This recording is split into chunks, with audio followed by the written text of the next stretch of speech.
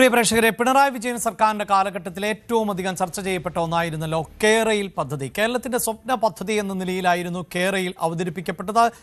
തിരുവനന്തപുരം മുതൽ കാസർഗോഡ് വരെ ബന്ധിപ്പിക്കുന്ന അതിവേഗ പാത അതായിരുന്നു കേരയിൽ എന്ന പദ്ധതിയിലൂടെ വിഭാവനം ചെയ്തത്. എന്നാൽ പിന്നീട് രാഷ്ട്രീയ കേരളം കണ്ടത് കേരളിനെതിരായ അതിശക്തമായ പ്രതിഷേധം ആയിരുന്നു.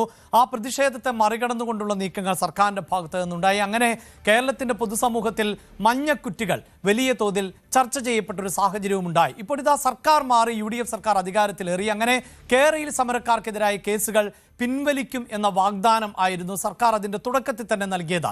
ആദ്യ മന്ത്രിസഭാ യോഗത്തിന് ശേഷം മുഖ്യമന്ത്രി നൽകിയ ഉറപ്പ് എന്നാൽ ഇതുവരെയും പാലിക്കപ്പെട്ടിട്ടില്ല. സംസ്ഥാനത്തെ വിവിധ ഇടങ്ങളിൽ ഇവർക്കെതിരെ നിരവധി, അതായത് കേരളിനെതിരെ സമരം നടത്തിയവർക്ക് നേരെ നിരവധി കേസുകൾ ആണ് ഇപ്പോൾ നിലവിൽ ഉള്ളത്. കേസുകൾ പിൻവലിക്കുകയാണ് എന്ന കാര്യം ഇതുവരെയും പ്രോസിക്യൂഷൻ കോടതിയെ അറിയിച്ചിട്ടില്ല. ആദ്യ മന്ത്രിസഭാ യോഗത്തിന് ശേഷം മുഖ്യമന്ത്രി തന്നെ പറഞ്ഞ വാക്കുകൾ നമുക്ക് ആദ്യം കേൾക്കാം. ഈ സാധാരണക്കാരായ ആളുകൾ മുഴുവൻ വിഷമിക്കുകയാണ്. അതുകൊണ്ടാണ് ഏതായാലും പദ്ധതി ഉപേക്ഷിച്ചത് കൊണ്ട് ആ പദ്ധതി കേന്ദ്ര ഗവൺമെന്റും അംഗീകാരം തന്നില്ല. ഞങ്ങൾ അതിനെ എതിർത്ത്, സിൽവർ ലൈൻ എതിർത്ത് ഞങ്ങൾ സമരം ചെയ്തതാണ്. അതിന്റെ അടിസ്ഥാനത്തിൽ ആ ഉത്തരവ് റദ്ദാക്കാനും ഈ ഭൂമി ഏറ്റെടുക്കൽ നോട്ടിഫിക്കേഷൻ ഡീനോട്ടിഫൈ ചെയ്യാനുമുള്ള സുപ്രധാനമായ തീരുമാനമെടുത്തിട്ടുണ്ട്. സിൽവർ ലൈൻ സമരവുമായി ബന്ധപ്പെട്ട വിവിധ കോടതികളിലും പോലീസ് സ്റ്റേഷനുകളിലും ഒക്കെ നിലനിൽക്കുന്ന കേസുകൾ അത് ആഭ്യന്തര വകുപ്പ് അത് പരിശോധിച്ച് ആ കേസുകൾ പിൻവലിക്കാൻ വേണ്ടിയിട്ടുള്ള, കേസുകളുടെ സ്വഭാവം അനുസരിച്ച് അത് പിൻവലിക്കാൻ വേണ്ടിയിട്ടുള്ള ശുപാർശകൾ കോടതിയാണ് അത് അനുമതി നൽകേണ്ടത്. കോടതിയിലേക്ക് ഗവൺമെന്റ് അതിനുള്ള ശുപാർശ കോടതിക്ക് മുൻപാകെ നമ്മൾ സമർപ്പിക്കാൻ തീരുമാനിച്ചു. ഡാൻ കുര്യനാണ് വാർത്തയുടെ വിശദാംശങ്ങളുമായി ചേരുന്നത്. ഡാൻ, വാർത്തകളിൽ നിറഞ്ഞു നിന്നിരുന്ന ഒരു സംഭവം, സ്ത്രീകളും കുട്ടികളും പ്രായമായവരും ഒക്കെ ഉൾപ്പെടെ പ്രതിഷേധത്തിന്റെ ഭാഗമായി നിരത്തിൽ ഇറങ്ങി പലയിടത്തും മഞ്ഞക്കുറ്റികൾ പിഴുതെറിഞ്ഞ സംഭവമുണ്ടാകുന്നു. ഉദ്യോഗസ്ഥരെ അടക്കം തടഞ്ഞ സംഭവമുണ്ടാകുന്നു. അങ്ങനെ നിരവധിയായ കേസുകൾ ആണ് ഈ കേരയിൽ പ്രതിഷേധവുമായി ബന്ധപ്പെട്ട് നിലവിൽ ഉള്ളത്. ആ കേസുകൾ പിൻവലിക്കും എന്ന് സർക്കാർ പറഞ്ഞുവെങ്കിലും ഇപ്പോഴും അത് കോടതിയെ അറിയിച്ചിട്ടില്ല. അത് ഏത് തരത്തിലാണ് ഈ സമരക്കാർക്ക് അല്ലെങ്കിൽ സമരം നടത്തിയിരുന്നവർക്ക് ബുദ്ധിമുട്ടുണ്ടാക്കുന്നത്? സർക്കാരിന്റെ ഭാഗത്ത് നിന്ന് ഇതിൽ ഏതെങ്കിലും തരത്തിലുള്ള പ്രതികരണങ്ങൾ ലഭ്യമാകുന്നുണ്ടോ ഡാൻ?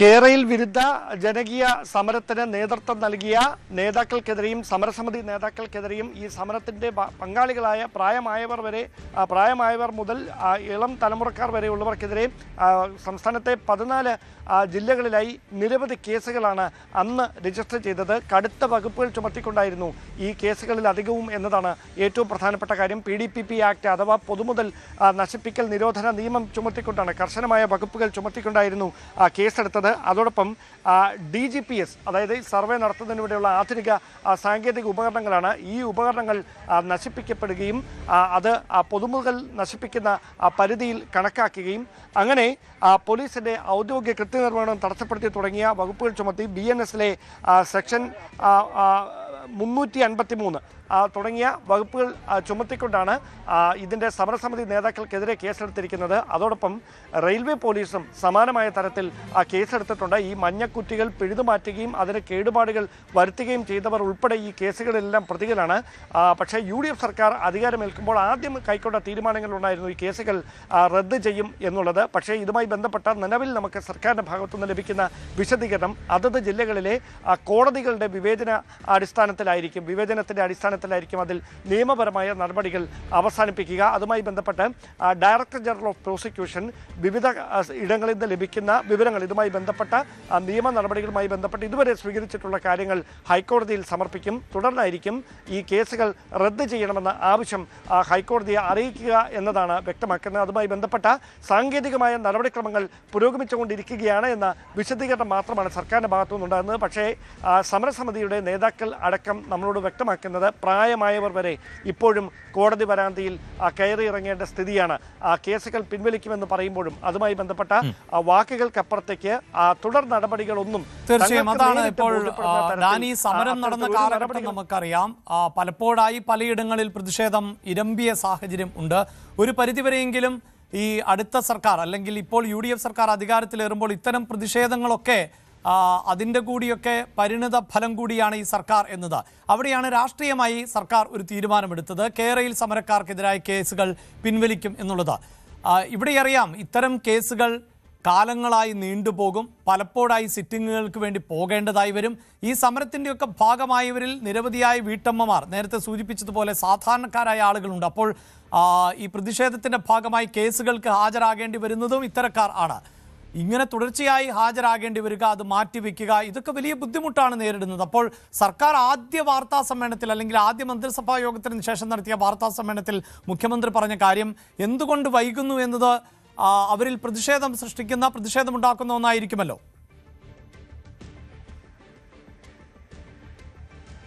പിണറായി സർക്കാരിനെ പിടിച്ചുലച്ച വിവാദങ്ങളിലൊന്നായിരുന്നു. വിവാദങ്ങൾ എന്നതിനപ്പുറത്തേക്ക് ഒരു ജനകീയ പ്രതിഷേധം തന്നെയായി ഇരമ്പിയതാണ് കേരളയിൽ വിരുദ്ധ സമരം. നമുക്കറിയാം അത് ഏത് തരത്തിലാണ്. അങ്ങ് കാസർഗോഡ് മുതൽ ഇവിടേക്ക് ഏതൊക്കെ തരത്തിൽ അതിൻ്റെ പ്രകമ്പനങ്ങൾ മറ്റ് രാഷ്ട്രീയ കക്ഷികൾ ഈ വിവാദം ഏറ്റെടുക്കുകയും അത് ജനകീയ പ്രതിഷേധമായി 14 ജില്ലകളിലും അലയടിക്കുകയും ചെയ്യുന്ന സാഹചര്യം നമ്മൾ നേരത്തെ കണ്ടതാണ്. അങ്ങനെ ഒരു സമരം രാഷ്ട്രീയമായി UDF അന്ന് പ്രതിപക്ഷത്തായിരുന്ന UDF അതുണ്ടാക്കിയ രാഷ്ട്രീയമായ നേട്ടം ചെറുതായിരുന്നില്ല. അതുകൂടി കണക്കിലെടുത്തുകൊണ്ടാണ് കൃത്യമായി ആ കേസുകൾ സമരസമിതി നേതാക്കൾക്കും പ്രവർത്തകർക്കും സാധാരണക്കാരായ ആളുകൾക്കുമെതിരെ രജിസ്റ്റർ ചെയ്ത കേസുകൾ, കടുത്ത വകുപ്പുകൾ ചുമത്തിക്കൊണ്ട് രജിസ്റ്റർ ചെയ്ത കേസുകൾ പിൻവലിക്കാനുള്ള ഒരു തീരുമാനം മന്ത്രിസഭയുടെ ആദ്യ പരിഗണനയിൽ തന്നെ വരികയും അതുമായി ബന്ധപ്പെട്ട തീരുമാനം ഔദ്യോഗികമായി മുഖ്യമന്ത്രി തന്നെ മാധ്യമങ്ങളിലൂടെ വ്യക്തമാക്കുകയും ചെയ്തത്. പക്ഷേ നിയമ നടപടികൾ, അതായത് advocate general, director general of prosecution ഇതുമായി ബന്ധപ്പെട്ട ഹൈക്കോടതിയെ അറിയിക്കേണ്ട നിയമപരമായ കാര്യങ്ങൾ അറിയിക്കുന്നതിലടക്കം കാലതാമസം നേരിടുന്നു എന്നതാണ് സമരസമിതി നേതാക്കൾ ഉൾപ്പെടെ വ്യക്തമാക്കിക്കൊണ്ടിരിക്കുന്നത്. അതുകൊണ്ടാണ് ഇത്രയധികം നാളുകൾക്ക് ശേഷവും കോടതിയിൽ കയറിയിറങ്ങേണ്ട ഗതി തങ്ങൾക്കുണ്ടായതെന്ന് അവർ പറയുന്നു. നമുക്കറിയാം, നമ്മുടെ പോലീസ് സ്റ്റേഷനുകളിൽ രജിസ്റ്റർ ചെയ്യുന്ന കേസുകളെക്കാൾ കുറച്ചുകൂടി കാഠിന്യമുണ്ട് റെയിൽവേ പോലീസ് രജിസ്റ്റർ ചെയ്യുന്ന കേസുകൾക്ക്. കാരണം വകുപ്പുകളൊക്കെ അങ്ങനെയാണ്. ഈ മഞ്ഞക്കുറ്റികൾ പിഴുതെറിഞ്ഞു എന്നതിനപ്പുറത്തേക്ക് സൂചിപ്പിക്കുന്ന പോലെ പല കേസുകൾക്കും പല സ്വഭാവമാണുള്ളത്. ഇപ്പോൾ റോസ്ലിൻ ഫിലിപ്പ് ടെലിഫോൺ ലൈനിലുണ്ട്. റോസ്ലിൻ ഫിലിപ്പ്, താങ്കൾ ഉൾപ്പെടെ ഈ സമരത്തിന്, പ്രതിഷേധത്തിന് നേതൃത്വം നൽകിയിരുന്നു, വാർത്തകളിൽ ഉൾപ്പെടെ നിറഞ്ഞിരുന്നു. ഇപ്പോൾ താങ്കൾക്കെതിരെ നിലനിൽക്കുന്ന കേസുകൾ, താങ്കൾക്കെതിരെ കേസുകൾ ഏതൊക്കെ വകുപ്പുകൾ, ഏത് തരത്തിലുള്ള കേസുകളാണ് നിലനിൽക്കുന്നത്? ഈ കേസുകൾ പിൻവലിക്കാത്തത് ബുദ്ധിമുട്ടുണ്ടാക്കുന്നുണ്ടോ?